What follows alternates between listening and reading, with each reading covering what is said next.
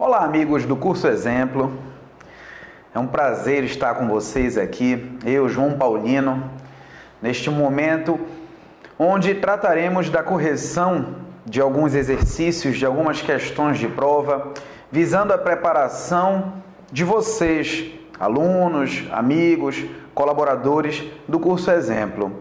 E é uma grande honra poder, neste momento, partilhar com vocês dessas informações tão importantes.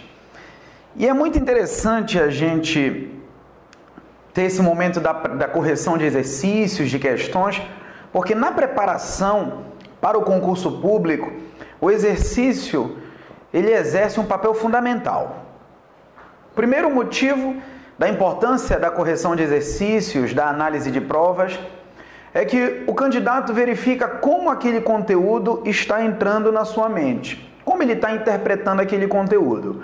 O exercício é uma ferramenta importantíssima para a análise desse conteúdo dentro da mente do candidato, do aluno.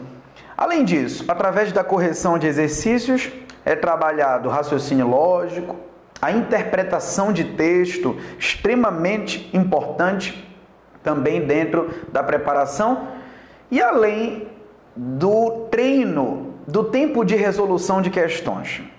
É muito importante o candidato, ele constantemente ficar de olho nesse tempo de resolução de questões, já que é empecilho para alguns essa questão da administração do tempo. Normalmente uma prova de concurso tem ali de 4 a 5 horas para uma média de 50 a 70 questões. E às vezes o candidato ele apanha um pouquinho para a administração desse tempo. Então, esses fatores são importantes na preparação do candidato e isso é trabalhado com a correção de questões. É por isso que o Curso Exemplo bate muito em cima dessa tecla de maratonas, de turma de exercícios, simulados, justamente para a gente incentivar você, candidato, você, aluno, a treinar essa questão da interpretação, do raciocínio lógico e do tempo de resolução de questões. E por isso é um prazer estar aqui com vocês nesse momento. E vamos às questões. Eu separei particularmente, nesse momento, as questões referentes aos direitos e garantias fundamentais, que é um conteúdo comum para a maioria dos concursos públicos. Vamos a essas questões então. Começando pela análise do título 2 da Constituição, dos direitos e garantias fundamentais, onde no capítulo 1 trataremos dos direitos e deveres individuais e coletivos, o famoso artigo 5º, conteúdo muito cobrado em todas as provas. A maioria das provas cai em questões de artigo 5º. Vamos a elas. Então, na questão 1, nós temos aqui: com base nas normas constitucionais relativas aos direitos e garantias fundamentais e na jurisprudência do Supremo Tribunal Federal acerca dessa matéria, julgue os próximos itens. Lembrando que aqui, a jurisprudência, nós vamos abordar também algumas decisões do Supremo, que é importante a análise, a interpretação de algumas decisões, porque, como estamos vendo aqui, isso é cobrado em algumas provas. Então, o item afirma o seguinte: embora a casa seja asilo inviolável do indivíduo em caso de flagrante delito, é permitido nela entrar durante o dia ou a noite, ainda que não haja consentimento do morador ou determinação judicial para tanto. A afirmação está corretíssima, de acordo com o artigo 5º, inciso 11 da Constituição, que trata do princípio da inviolabilidade da casa. O artigo 5º, inciso 11 da Constituição, prevê que a casa do indivíduo é seu asilo inviolável, ou seja, ninguém nela podendo penetrar sem o consentimento do morador. Porém, o mesmo dispositivo prevê 4 exceções, prevê 4 hipóteses de quebra do princípio da inviolabilidade da casa sem o consentimento do morador. São as situações do flagrante delito, o desastre, para prestar socorro ou durante o dia por determinação judicial. Então, essa última hipótese, a determinação judicial, ela só pode ser cumprida para a invasão do domicílio durante o dia.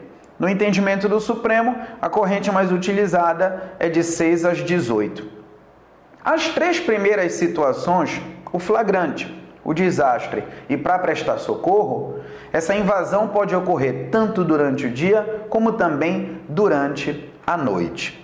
E é justamente o que a questão aborda. Embora a casa seja asilo inviolável do indivíduo, em caso de flagrante delito, é permitido nela entrar durante o dia ou à noite, ainda que não haja consentimento do morador ou determinação judicial para tanto. Então, nesses 2 elementos, o flagrante delito e o durante o dia ou à noite, a afirmação está corretíssima, nos termos do artigo 5º, inciso 11 da Constituição Federal de 88. Perfeito?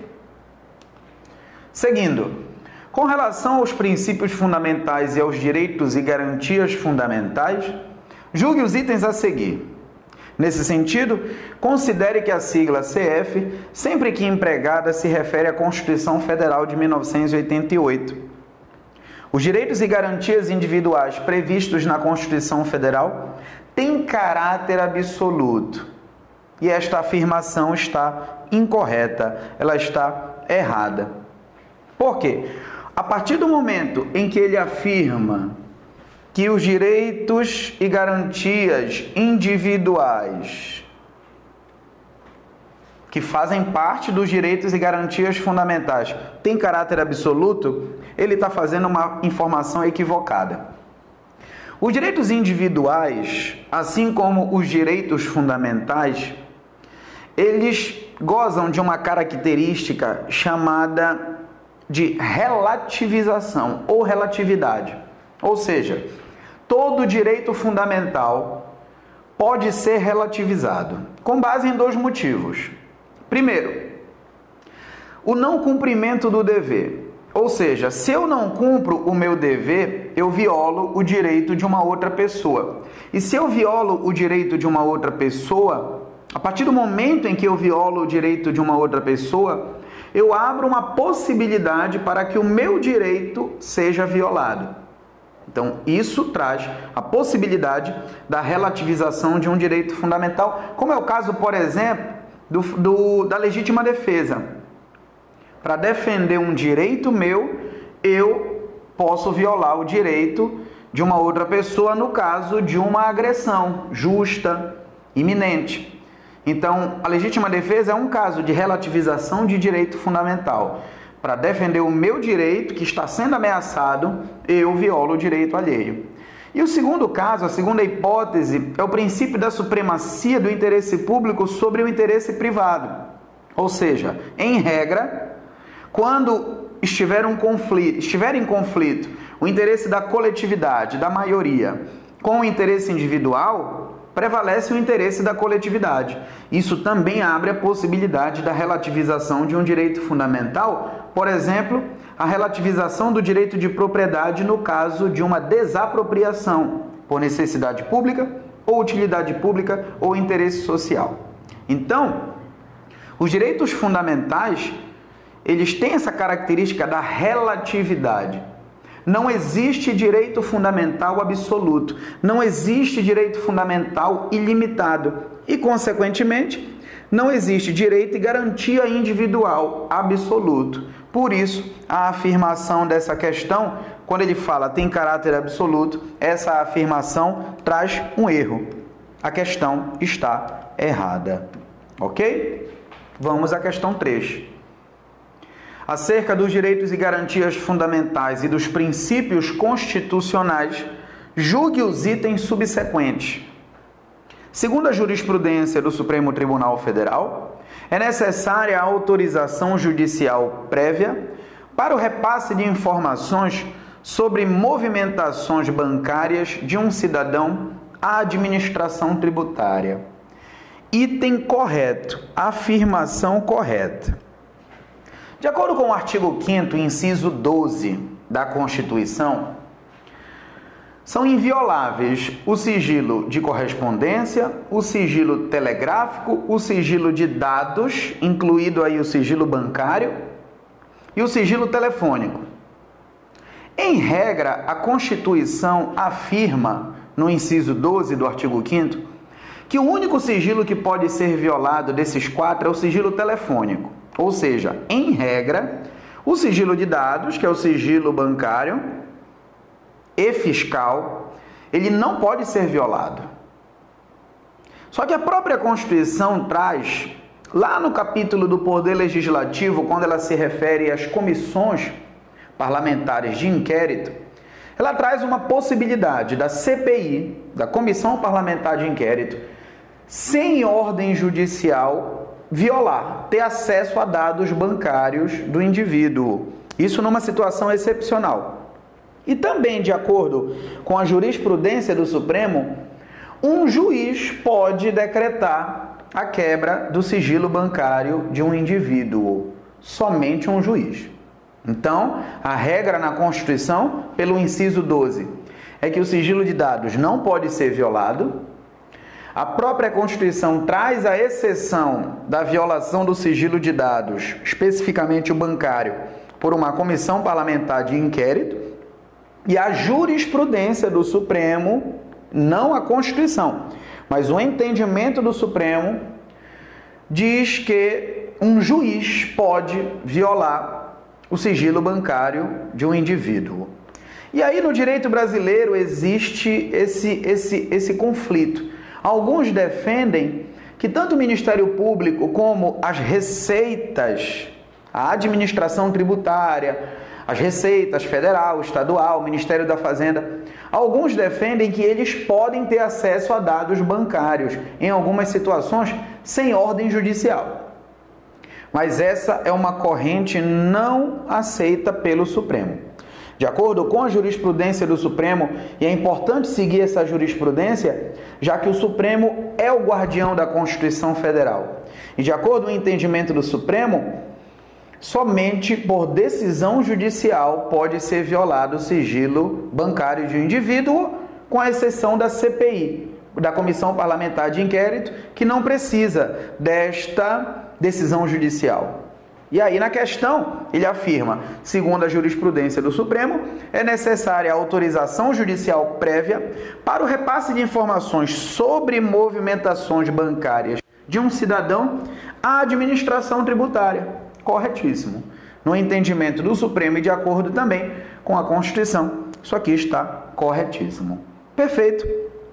Vamos à questão seguinte. Dentre os direitos e garantias individuais e coletivos previstos na Constituição Federal, encontra-se, letra A garantia do mandado de segurança para a proteção do direito de ir e vir. Errado. O remédio constitucional responsável por proteger o direito de ir e vir é o habeas corpus, previsto no inciso 68 do artigo 5º da Constituição Federal. O mandado de segurança é um remédio constitucional responsável por proteger um direito líquido e certo, não amparado por habeas corpus ou habeas data, de acordo com o inciso 69 do artigo 5º da Constituição. Então, direito de ir e vir é habeas corpus e não mandado de segurança. Letra A, errada. B. A garantia de não admissão nos processos das provas obtidas por meios ilícitos, salvo nos casos de guerra e atentado contra a ordem constitucional. Não tem salvo. O inciso 56 do artigo 5º da Constituição Federal, ele veda o uso de provas ilícitas em qualquer tipo de processo judicial ou administrativo. E pela Constituição não há exceção. Nem caso de guerra, nem atentado contra a ordem constitucional, não há esse salvo, não há exceção. Por isso que até esta vírgula aqui, a letra B está correta. Mas a partir do salvo, a letra B se encontra equivocada, ela está errada. Letra C. O livre exercício de qualquer trabalho, ofício ou profissão, independente de quaisquer exigências legais quanto à qualificação profissional. Aqui no independente a gente tem o erro. O inciso 13 do artigo 5º coloca que é livre o exercício de qualquer trabalho, ofício ou profissão, atendidas as qualificações profissionais que a lei estabelecer.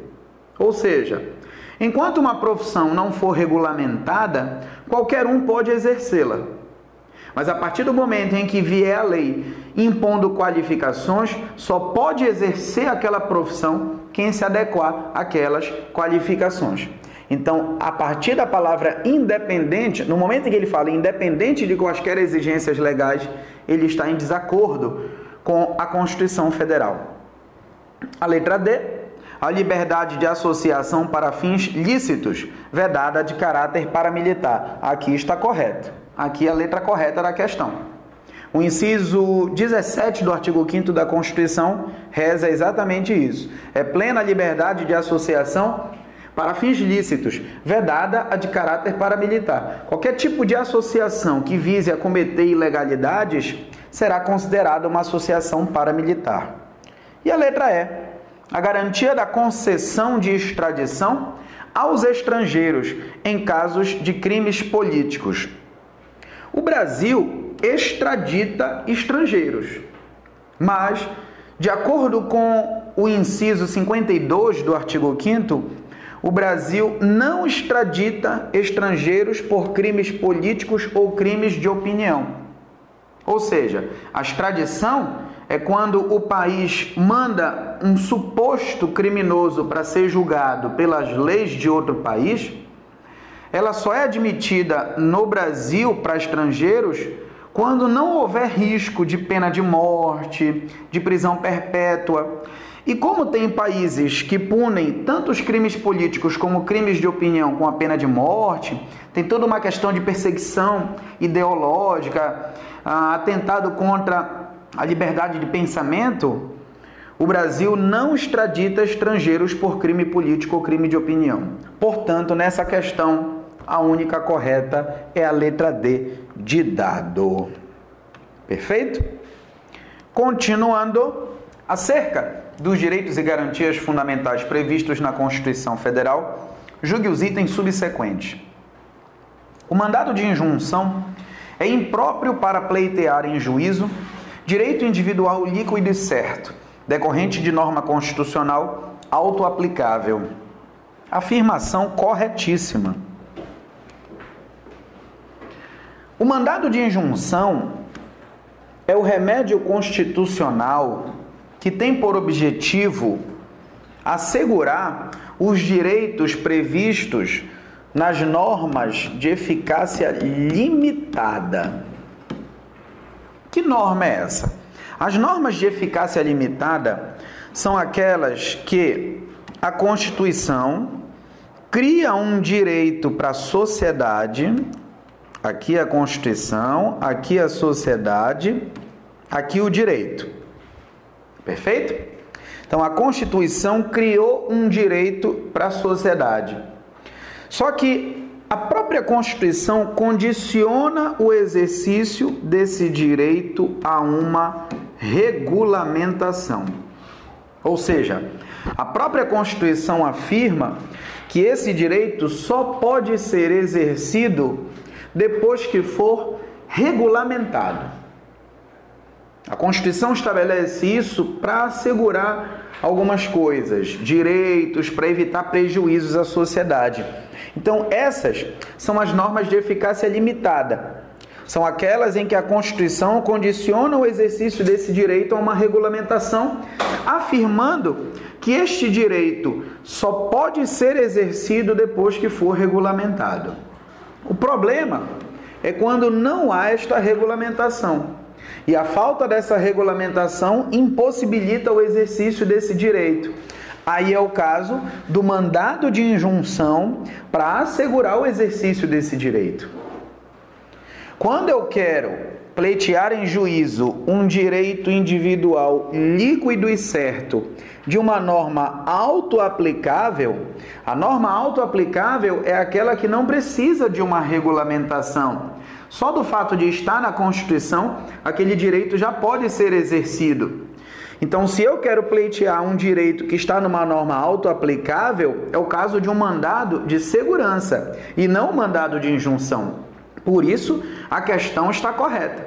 Quando ele afirma o mandado de injunção é impróprio para pleitear em juízo direito individual líquido e certo decorrente de norma constitucional autoaplicável, ele está fazendo uma afirmação correta, já que o remédio constitucional previsto para isso é o mandado de segurança e não o mandado de injunção.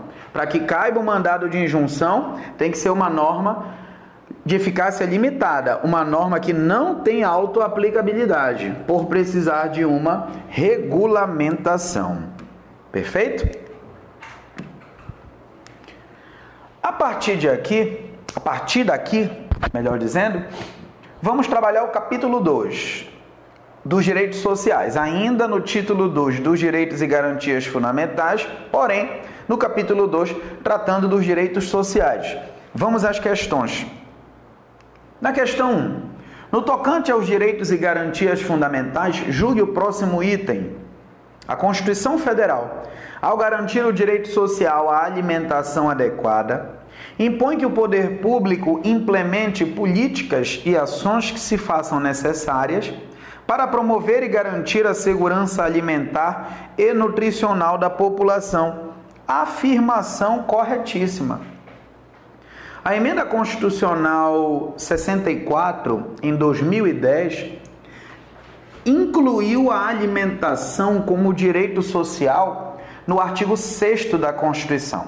Ou seja, a partir de 2010, a alimentação passou a ser direito social previsto na Constituição.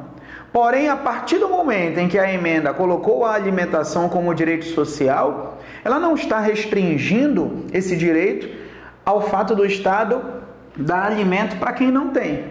Não.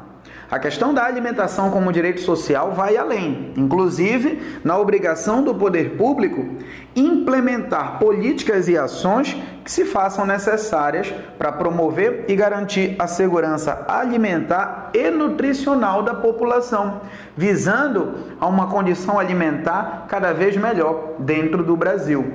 Por isso, por essa visão abrangente, este item, a afirmação feita neste item está corretíssima, ok? Na questão 2, ela já afirma o seguinte: em relação à efetivação dos direitos sociais, julgue o item a seguir. Conforme jurisprudência do Superior Tribunal de Justiça, o juiz pode determinar o bloqueio de verbas públicas para garantir o fornecimento de medicamentos. Afirmação correta. Os direitos sociais previstos no artigo 6º da Constituição, educação, saúde, trabalho, moradia, alimentação, lazer, previdência social, assistência aos desamparados. Então, esses direitos sociais previstos no artigo 6º da Constituição são direitos fundamentais. Os direitos sociais são direitos fundamentais. Se são direitos fundamentais, eles têm aplicação imediata, ou seja, são direitos que precisam ser assegurados ao indivíduo. Eles não são normas programáticas, ou seja, eles não são previsões que o poder público vai dar ao indivíduo quando tiver orçamento, quando tiver condições. Não. São direitos fundamentais. Se são direitos fundamentais, neste caso aqui, direitos fundamentais de segunda geração, que são direitos que têm por objetivo assegurar a igualdade dentro da sociedade, eles obrigam o Estado a dar ao indivíduo necessitado aquilo que ele não tem para viver de uma forma digna, no mínimo que seja. E por isso, a jurisprudência do Superior Tribunal de Justiça tem determinado o bloqueio de verbas públicas, determinando que o juiz pode fazer o bloqueio de verbas públicas para garantir o fornecimento de medicamentos. Da feita que o indivíduo não tem condições de pagar aquele medicamento ou aquele tratamento médico, a Justiça brasileira tem decidido nesse sentido do bloqueio de verbas públicas. para assegurar os direitos sociais aos mais necessitados. Então, questão muito bem elaborada e o item correto. Na questão 3, no que se refere a direitos sociais individuais e coletivos dos trabalhadores, julgue o seguinte item: inexiste previsão constitucional da aplicação aos empregados domésticos do prazo prescricional fixado constitucionalmente quanto a créditos trabalhistas, igual para os trabalhadores urbanos e rurais. Outra afirmação correta.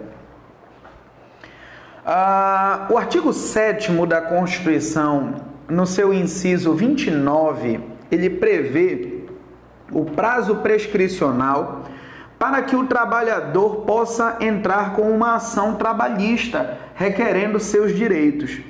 Esse prazo é de 5 anos, tanto para trabalhadores urbanos como para trabalhadores rurais. O parágrafo único do mesmo artigo 7º, no final do artigo 7º, tem o parágrafo único. Ele estabelece os direitos dos empregados domésticos, que inclusive foi alterado em 2013 por uma emenda constitucional, a emenda constitucional 72, que em 2013 aumentou os direitos dos domésticos. Mas neste parágrafo não consta o inciso 29, não consta o prazo prescricional. É claro que se a gente analisar pela ótica do direito do trabalho, o empregado doméstico é um trabalhador, ele tem um contrato de trabalho. Então, se ele é um trabalhador, vai se aplicar a ele também o prazo prescricional de 5 anos, mas em virtude do direito do trabalho, não em virtude do direito constitucional. Então, pelas normas trabalhistas, o empregado doméstico também tem o prazo prescricional de 5 anos. Mas isso pela ótica do direito do trabalho e não pela ótica do direito constitucional. Já que no direito constitucional, no parágrafo único do artigo 7º, que trata dos direitos do doméstico, do empregado doméstico, não há a previsão do inciso 29 do artigo 7º da Constituição. Portanto, a afirmação feita nesta questão de que inexiste previsão constitucional deste prazo está corretíssima. Muito bem elaborada também esta questão do concurso da Câmara dos Deputados, do CESP, em 2014. Perfeito? Bom, vamos à análise do capítulo referente à nacionalidade, ainda no título 2 da Constituição, dos direitos e das garantias fundamentais, porém o capítulo 3, sobre as normas de nacionalidade. A seguir, na questão 1, à luz das normas constitucionais e da jurisprudência do Supremo Tribunal Federal, julgue os seguintes itens.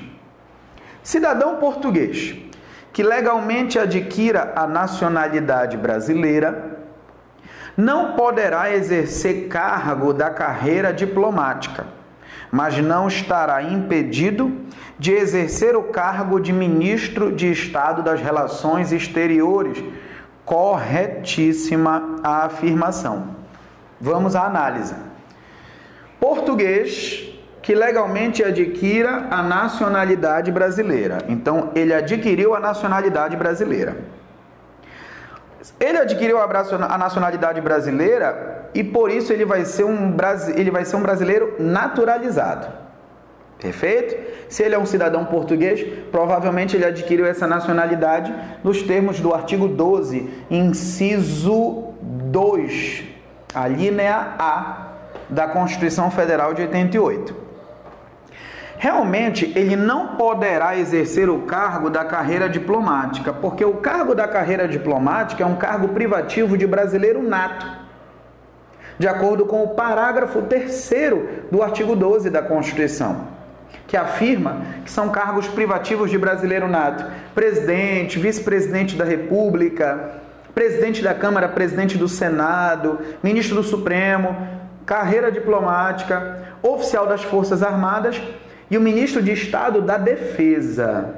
Ministro de Estado da Defesa, que é quem comanda as Forças Armadas depois do presidente. Então, se ele é brasileiro naturalizado, realmente ele não poderá exercer o cargo da carreira diplomática, mas não estará impedido de exercer o cargo de Ministro de Estado das Relações Exteriores, já que este cargo de Ministro de Estado das Relações Exteriores não é um cargo privativo de brasileiro nato.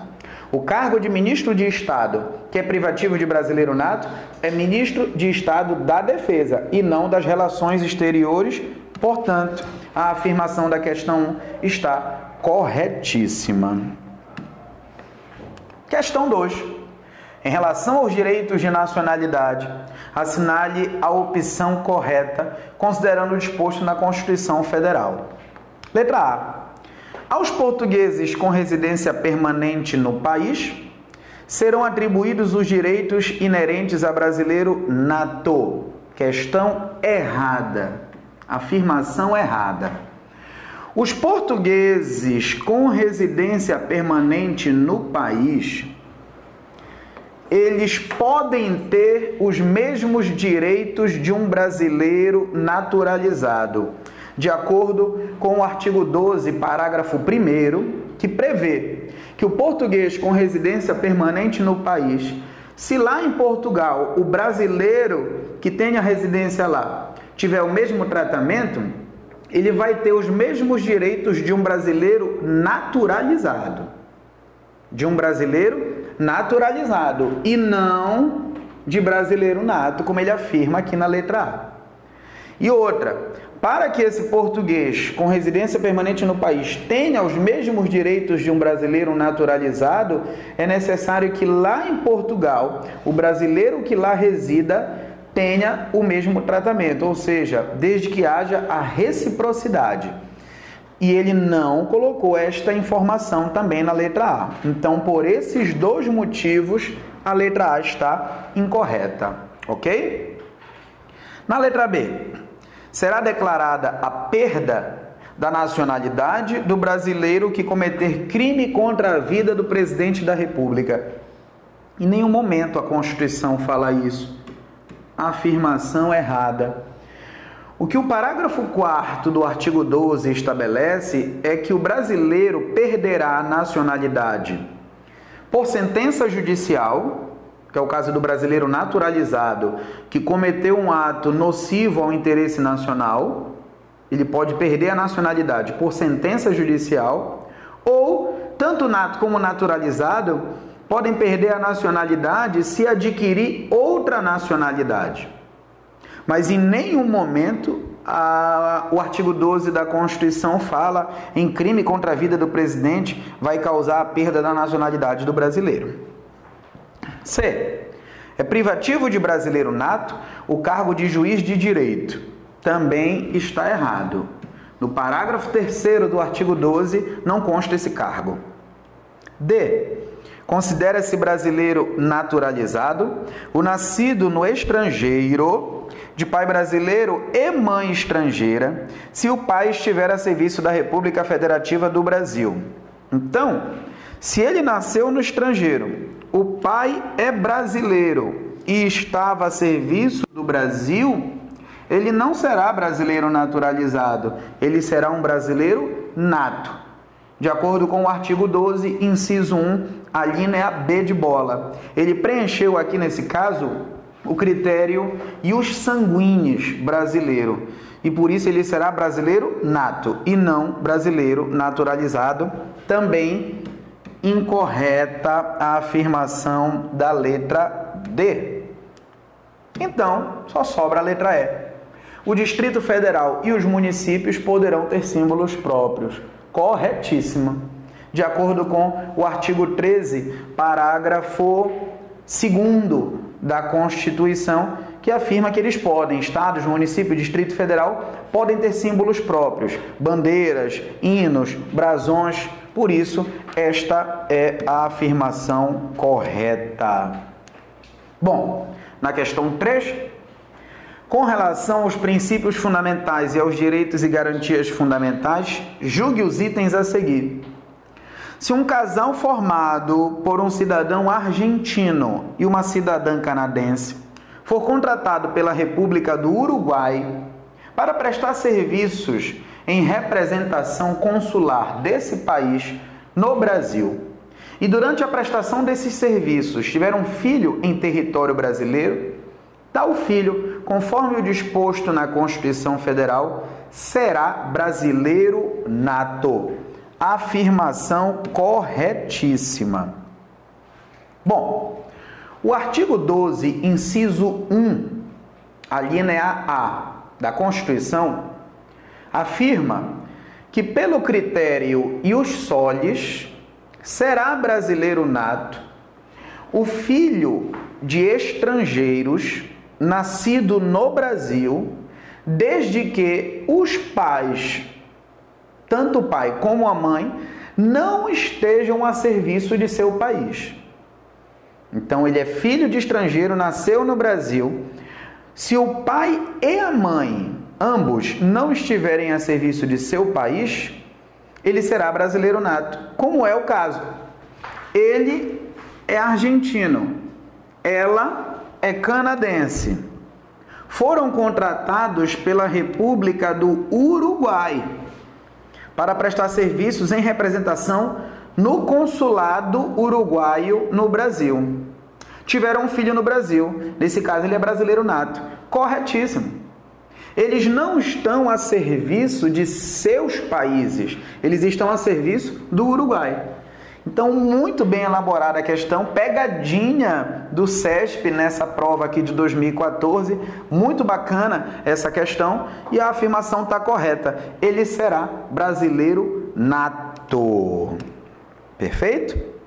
Passemos então à análise do capítulo 4 do título dos Direitos e das Garantias Fundamentais, tratando das questões sobre os direitos políticos na Constituição. E a questão 1. Julgue os itens seguintes com relação aos direitos sociais e políticos. O analfabeto, embora inelegível, possui a faculdade de alistar-se e de votar. Afirmação corretíssima. O analfabeto,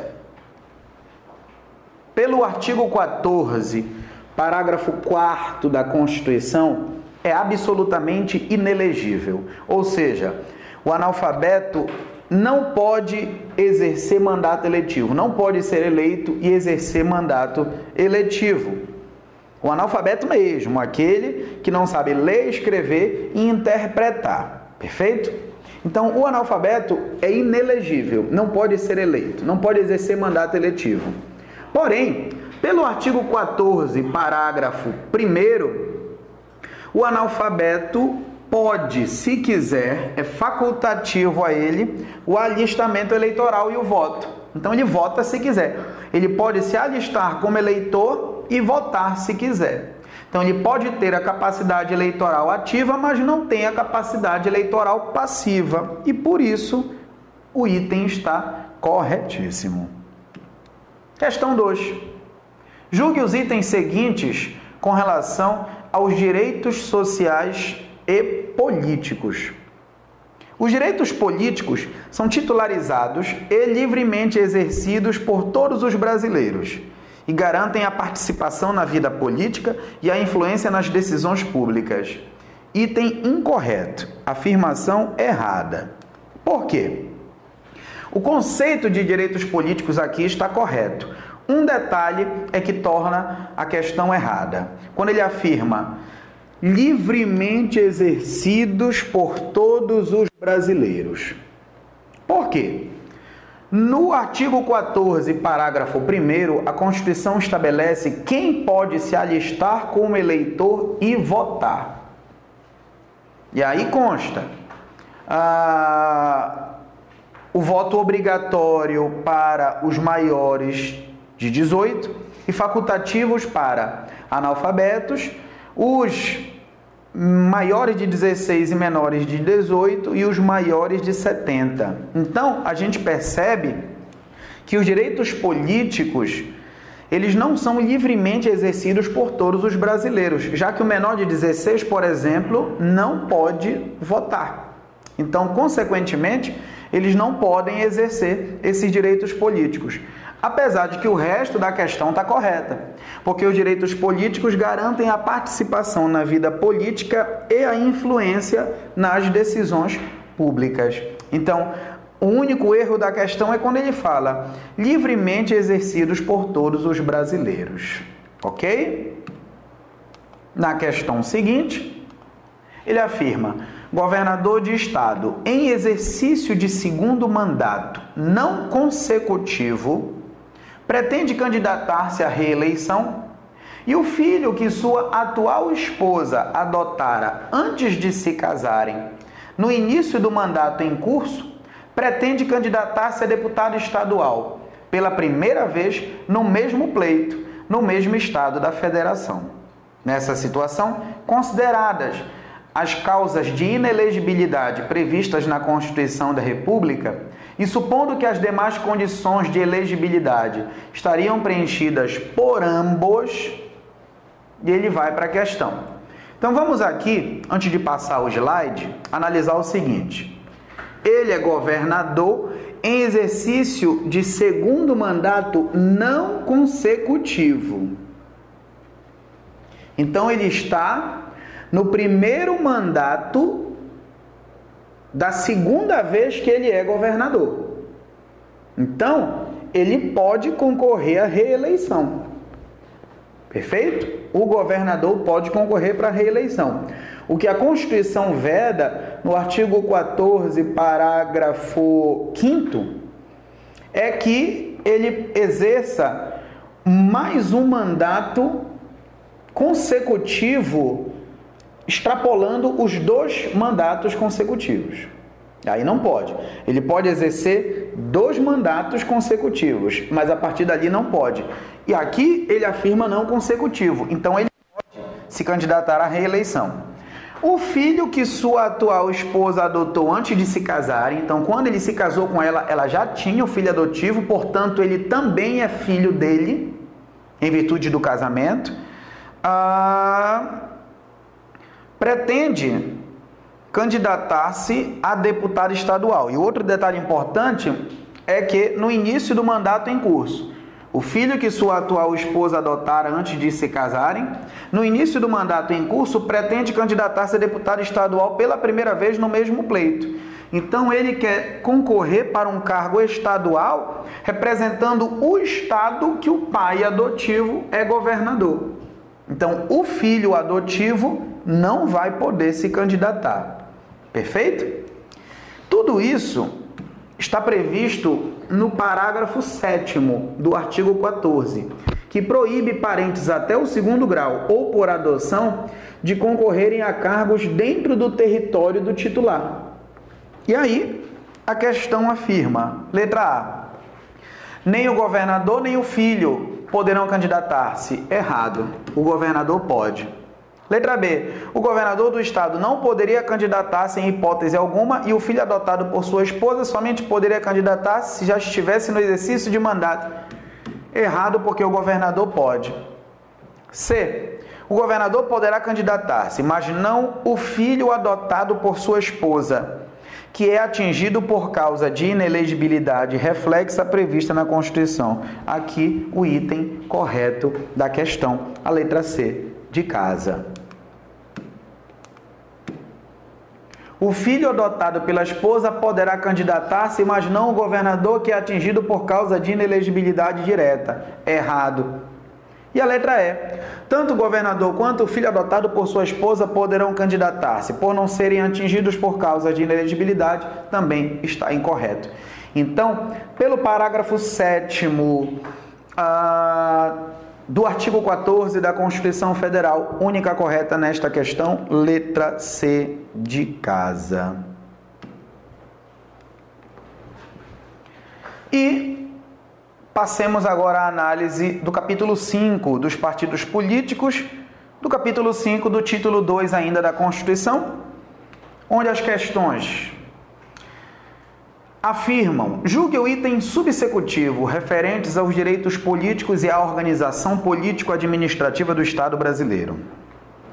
Em respeito à autonomia dos entes da Federação, A Constituição Federal autoriza a criação de partido político estadual, desde que seja feito o devido registro dos estatutos do partido no Tribunal Regional Eleitoral, correspondente no prazo legal. Item incorreto. Item errado. Por quê? De acordo com o artigo 17, inciso 1 da Constituição, todo partido político precisa ter caráter nacional. O partido político é de caráter nacional. Não existe partido político estadual. Segundo erro, desde que seja feito... A criação do partido político não é feito através do registro do estatuto na Justiça Eleitoral.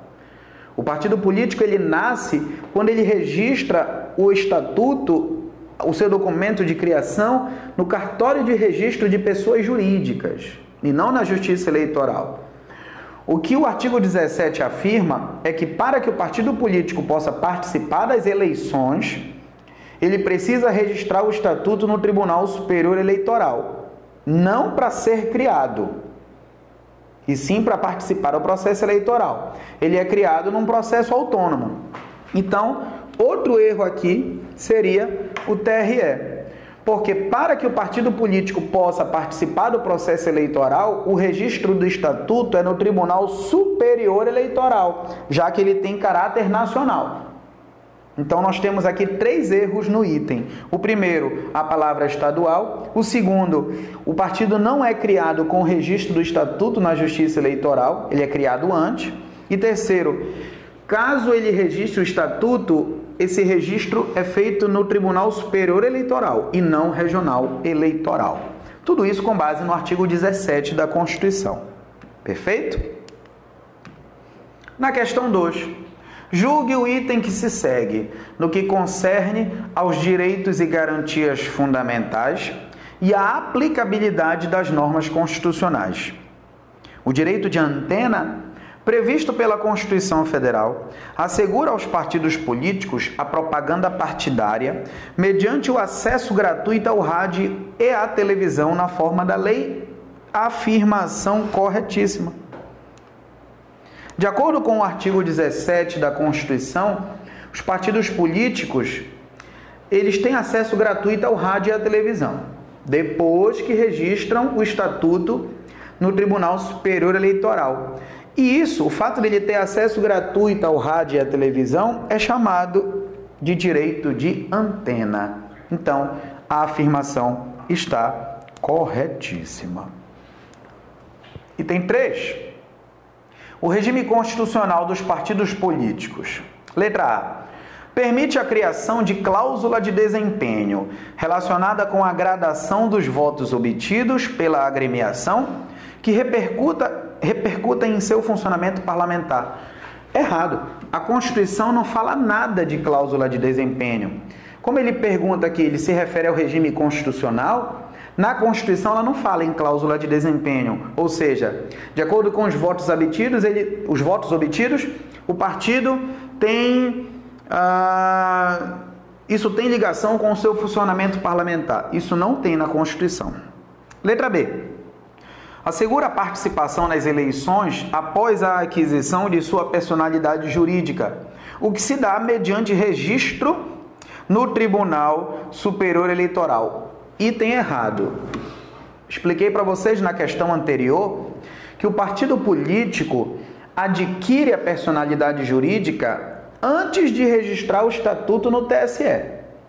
Primeiro, ele vai adquirir a personalidade jurídica através do registro do estatuto no cartório de registro de pessoas jurídicas do Distrito Federal e depois, preenchendo alguns requisitos da legislação eleitoral, é que ele vai registrar o seu estatuto no Tribunal Superior Eleitoral para que ele possa participar do processo eleitoral. Então aqui ele diz que ele adquire a personalidade jurídica com o registro do estatuto no TSE. Informação errada, de acordo com o artigo 17 da Constituição.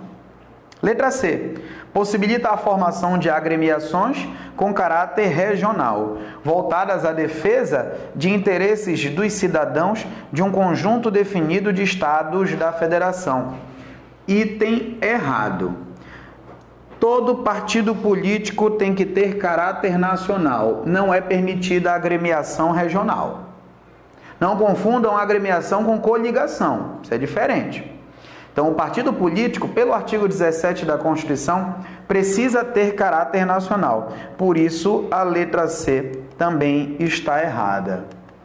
A letra D incentiva a internacionalização das agremiações, que podem buscar financiamento para suas campanhas junto a entidades internacionais.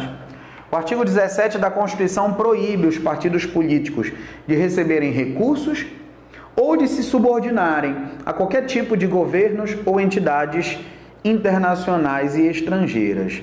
Errado. Então, só sobra a letra E.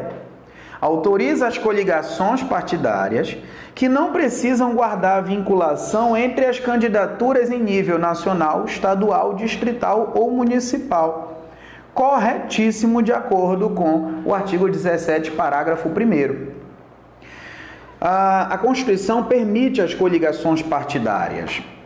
Antes, no Brasil, existia uma regra chamada verticalização, ou seja, a mesma coligação no nível federal tinha que ser exatamente a mesma no nível estadual e no nível municipal. Só que era chamada de verticalização. Esta regra deixou de existir a partir de 2007, 2006, quando uma emenda constitucional extinguiu a verticalização. Se eu não me engano, a emenda constitucional 54 de 2007. Ela extinguiu esta regra da verticalização, estabelecendo o quê? É livre a formação de coligações partidárias sem ter que obedecer à mesma coligação em nível nacional, estadual, distrital ou municipal. Ou seja, hoje no Brasil pode existir uma coligação partidária no plano federal e uma outra coligação no plano estadual ou municipal. Portanto, pelo artigo 17, parágrafo 1º da Constituição, a única correta nesta questão é a letra E de escola. Perfeito?